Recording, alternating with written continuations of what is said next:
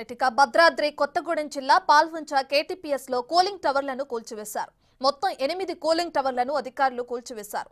విద్యుత్ యూనిట్ మూతపడి ఏళ్లు గడుస్తున్నా కూలింగ్ టవర్లు అలాగే ఉండటంతో పలు ఇబ్బందులు ఎదురవుతున్నాయి. ఇక అలాగే ఈ కూలింగ్ టవర్లను కూల్చివేసి ఆ ప్రాంతాన్ని సద్వినియోగం చేసుకునేందుకు యాజమాన్యం నిర్ణయం తీసుకుంది.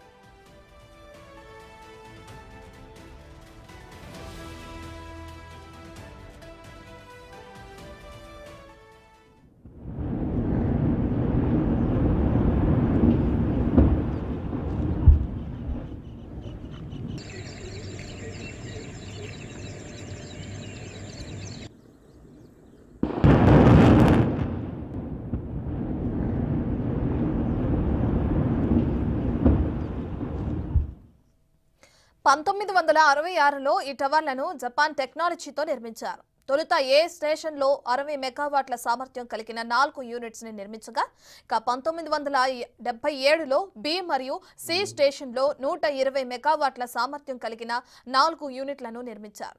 ఇక ప్రస్తుతం ఓ అండ్ ఎంలో 720 మెగావాట్ల విద్యుత్ ఉత్పత్తి సామర్థ్యంతో కొనసాగుతుంది. ఇక 2022లో కేంద్ర కాలుష్య నియంత్రణ మండలి ఆదేశానుసారం ఈ స్టేషన్లను మూసివేశారు.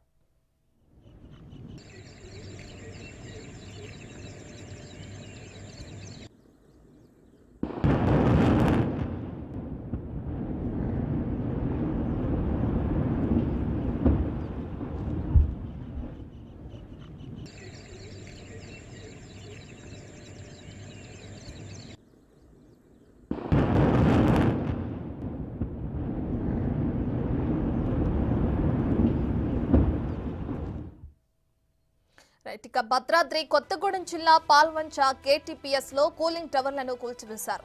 మొత్తం 8 కూలింగ్ టవర్లను అధికారులు కూల్చివేశారు. విద్యుత్ యూనిట్ మూతపడి ఏళ్లు గడుస్తున్నా కూలింగ్ టవర్లు అలాగే ఉండటంతో పలు ఇబ్బందులు ఎదురవుతున్నాయి. అలాగే ఈ కూలింగ్ టవర్లను కూల్చివేసి ఆ ప్రాంతాన్ని సద్వినియోగం చేసుకునేందుకు యాజమాన్యం నిర్ణయం తీసుకుంది.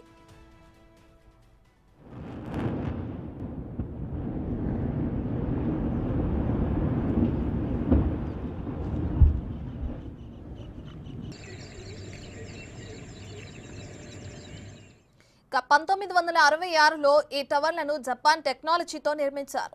తొలుత ఏ స్టేషన్లో 60 మెగావాట్ల సామర్థ్యం కలిగిన 4 యూనిట్స్ ని నిర్మించగా, 1977లో బి మరియు సి స్టేషన్లో 120 మెగావాట్ల సామర్థ్యం కలిగిన 4 యూనిట్లను నిర్మించారు.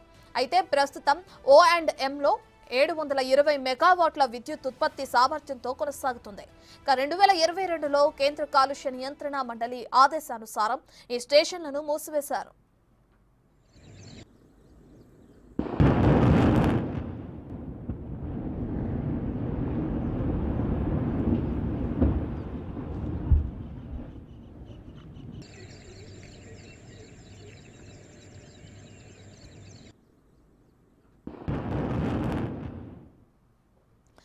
ఇక భద్రాద్రి కొత్తగూడెం జిల్లా పాల్వంచలో కూలింగ్ టవర్లను కూల్చివేస్తున్నారు. దానికి సంబంధించిన విజువల్స్ మనం బిగ్ టీవీ స్క్రీన్ పైన చూస్తున్నాం. అయితే మొత్తం 8 కూలింగ్ టవర్లను కూడా అధికారులు కూల్చివేయడం జరిగింది.